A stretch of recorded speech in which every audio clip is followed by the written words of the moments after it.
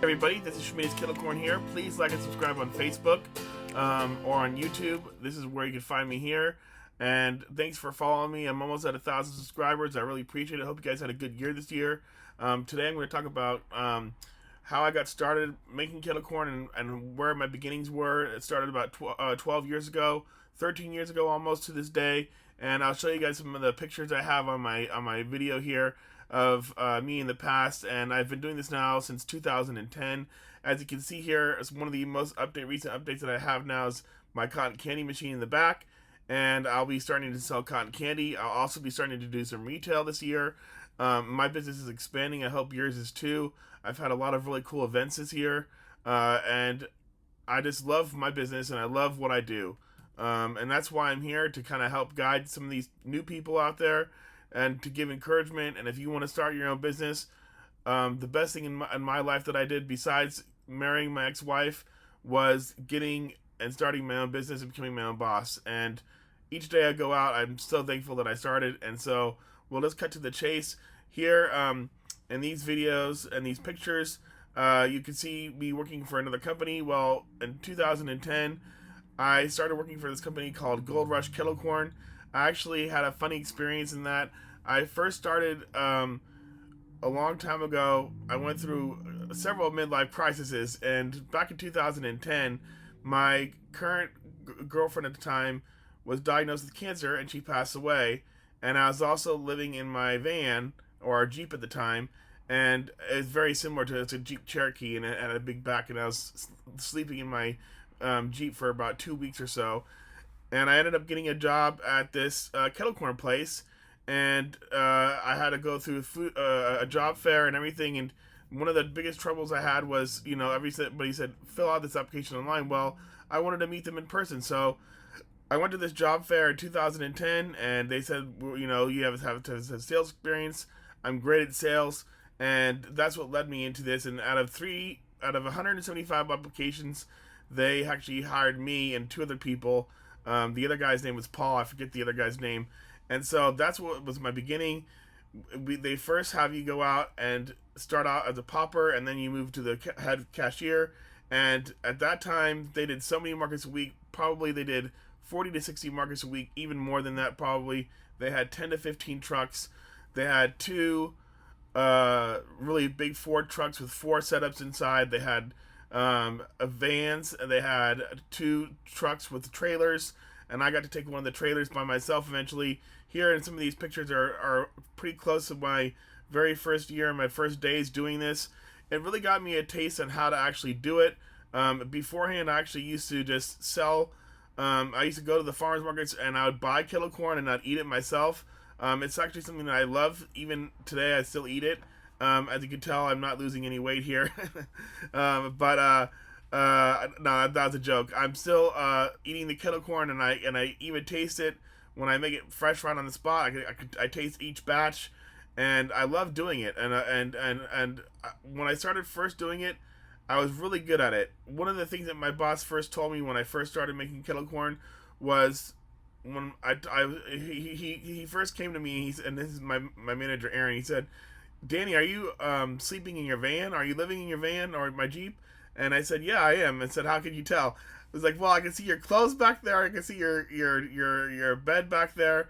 And I just had a hunch, and so we had a good laugh at that. And I told him the situation about how my partner passed away and everything. And he said one of the things he first taught me was, when you go out to sell, leave your troubles here at the office and go out and sell, and use yourself to sell. And that was one of the first things I learned. I learned dealing with this business. I learned how to make small talk with people. I learned how to say hi.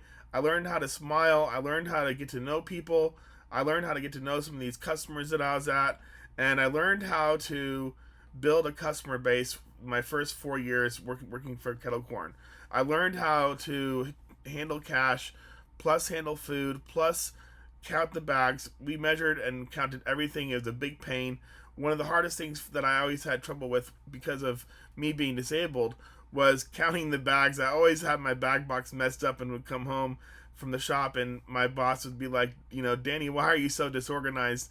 And that was one of the running jokes, is that I was so disorganized, and it's because of my disability. And I'm trying to work on that now. In fact, that's why I have helpers now, is that I have helpers help me clean things around. But I did 7 markets a week, and in 4 years, I actually did.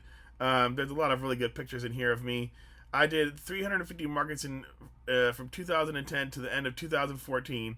So in a little under 3 years, 3.5, maybe almost 4 years, I did 850 markets, and I was almost at 1,000 farmers markets. But before I left, at that time, my boss was going to offer me a cruise, and at that time, actually, I was single for 3 years, and in that time, I met my ex-wife, and my boss wouldn't give me a day off, and that's what encouraged me to quit. And I never thought about becoming my own boss and even selling kettle corn. In fact, I actually wanted to start my own business, but doing something else. In fact, one of the things I started doing before I moved to Maryland was that I sold caramel apples, and I was doing really good with caramel apples. But when I moved to Maryland and started doing caramel apples professionally, I was doing 10, 15, 20 a week doing caramel apples by myself. The cottage food law did not approve fruit. So cottage food law said that apples were perishable. So therefore that kind of really sunk my heart in not doing caramel apples. And that's why I started doing kettle corn again when I moved to Maryland. And I was actually making my former company $4,000 to $6,000 a week in sales. I was doing a market on Tuesday, a market on Wednesday, Thursday, Friday, Saturday, and Sunday. And I even did sometimes markets on a Monday. There's one market on a Monday in San Francisco. I did a lot of events, and I was a lead salesperson. In fact, here, if you look at here, the 7 o'clock mark, they could see my mom came with me one day, and I was one of the best salespeople there. And the one cool thing that I got out of when I was there is that I was their first employee of the month, and I grew one market by 128%. And in future videos, I'll show you guys how to improve your sales.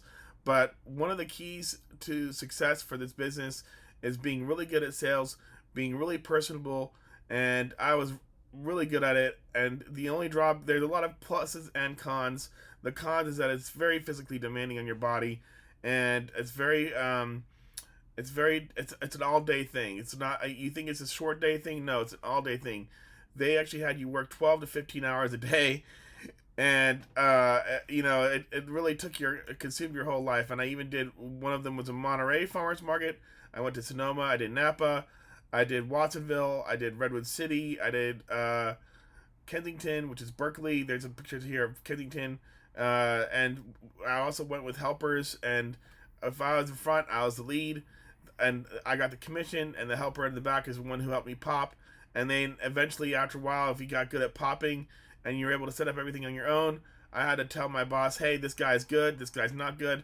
I have a lot of trainees here. This one particular person who you've seen in some of my past videos, his name is Thomas.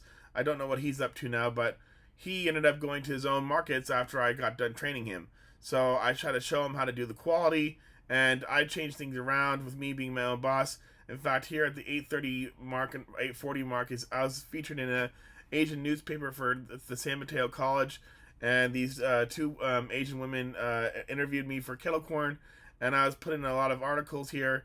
And the other great thing with it being physically active is that I lost a lot of weight. And here, in fact, here at the 90-minute mark, I lost about probably down to 200 pounds or so, 220 here. And I also became friends with a lot of vendors who I knew next to me. And that was another great thing. I had a lot of great friends who were husband and wife here, and vendors who sold hot dogs, and I got to trade and for my lunch, and some of them sold produce, and one guy sold strawberries. I was friends with a guy who was from Tibet, and I got to make a lot of friends, and that was one of the things that I loved the most. And when I started doing my own business, one of the things that I asked myself with what I wanted to become my own boss was where is I the happiest? And at first I wanted to become a caregiver and a nurse, and then when I asked myself that question, I was actually happier selling kettle corn. And that's why I started to sell kettle corn. Is that the happiest time in my life was when I worked for KettlePop, and they ended up switching their names. It was originally called Gold Rush, and that's what inspired me to become my own boss. And the satisfaction of being my own boss is so rewarding, and that I'm never gonna go back to that part where I was an employee working for somebody else. And I'm just so humble and thankful that this has worked out. I have seen the light at the end of the tunnel, and I've been doing this now for 4 years. Next year will be my 5th year in business, and I just really want to encourage people to not give up. There's been so many times in my life where I thought that was going to be the end, and it's not. So, thanks for watching, everybody. Thanks for looking at some of these pictures. Some of these pictures bring back a lot of great memories. Could probably share so many more stories about the people I've worked with and some of the customers who would come, some great customers and some not so great customers, and we take all kinds, and so it's just a great flashback of pictures that I've saved, and I have a lot more, but for right now, this is my experience working for KettleCorn and for KettlePop, and I just want to say thanks a lot, Jeff, and the owner is Jeff Shedowitz, and thanks a lot, Aaron and Norm, for teaching me everything I know today about KettleCorn, and any questions you guys feel free to ask. My next venture is, as you can see, selling cotton candy. Thanks for watching, everybody, and I hope you guys have a good Christmas and a good New Year's. And thanks for following me. I really appreciate it, everybody.